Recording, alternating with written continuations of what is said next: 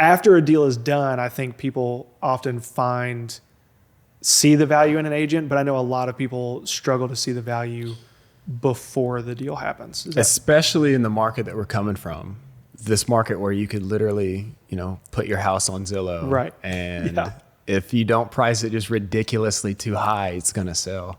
Right. Which was the market that I came into, And I mean, a lot of people, they cut their own lawn, they cut their own hair, and they sell their own house.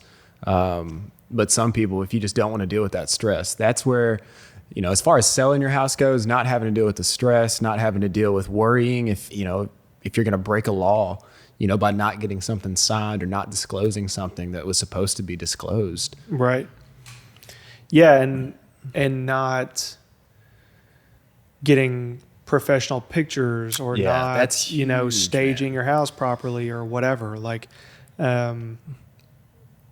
having somebody that's experienced in that, they're going to bring more value than they're going to cost you. Mm-hmm. I agree. I don't know what the statistic is. It's out there, and I wish I had it on hand, but there is a statistic that supports the fact that, people that list with an agent generally do make more money. And it is what you said, the little stuff, the pictures, just cleaning the house before you take the pictures is the craziest thing I see on Zillow. Yeah. It's like, yeah, I cringe every time I just see somebody's like cell phone pictures with their kids will be in the pictures. And I'm just like, what? Like, and it's not an iPhone 14. It's like an iPhone. It's like the iPhone 6, man. Yeah.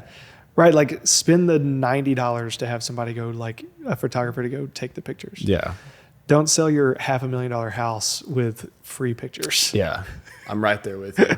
And that's, like I said, in the past market, people were getting away with that, and it's okay to do it. And, we're starting to see that shift now where, more and more for sale by owners are on the market 80 days or 150 days. And, and those are the people that they don't necessarily have to sell, because I feel like if you have to sell and you try doing it for sale by owner for 2 months and you get nothing, most people, something's going to tick in their head that's like, okay, I need to talk to an agent.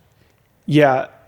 So as a real estate investor, like I'll normally look at the MLS two ways.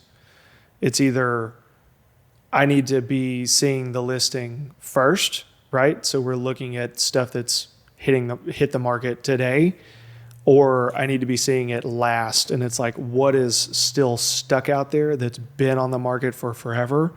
And what I find with that stuff that's been on the market forever is one of two things. We find a seller that is very motivated. They just haven't, they're busy with other things. They just haven't been able to figure out, or they have a terrible agent, because there are terrible agents out there. That agent that's listed that house and it's been out there for 90 days is their communication's terrible. Like we can't, figure out how to get access. And it's just like, oh, well, that's why it's been listed for 90 days is because this agent is really dropping the ball. Or it's a seller that has no motivation to sell. Yeah. And they've literally just thrown it out there just to see what happens.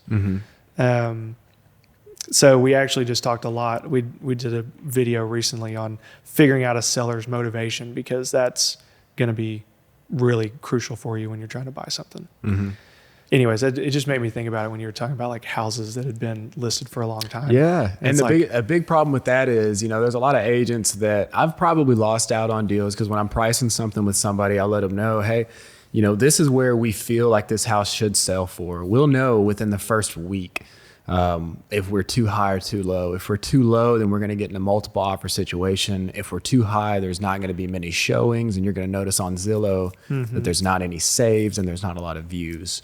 And if you're not okay with making an adjustment once we figure out what the problem is, then, like I said, that's where I've lost some people. It's like, hey, if we don't have any action or any interest in the first week, nothing's going to change. There's not a button I can magically press and, make more people want to come see your listing. Yeah, that first 48 hours, I would even say, that you have a listing up, you're going to probably have a pretty good idea. Oh, yeah, for sure. Thanks for watching. If you liked that video as much as we liked making it, be sure to check out another one. You've got one here. You got another one over here. If you want to listen to the podcast audio only, go check out the Spotify link in the description. And if you haven't subscribed to the channel, please consider doing so. It helps us out a ton. And please hit the bell if you want notifications anytime we drop a new video. Hope to see you on the next one.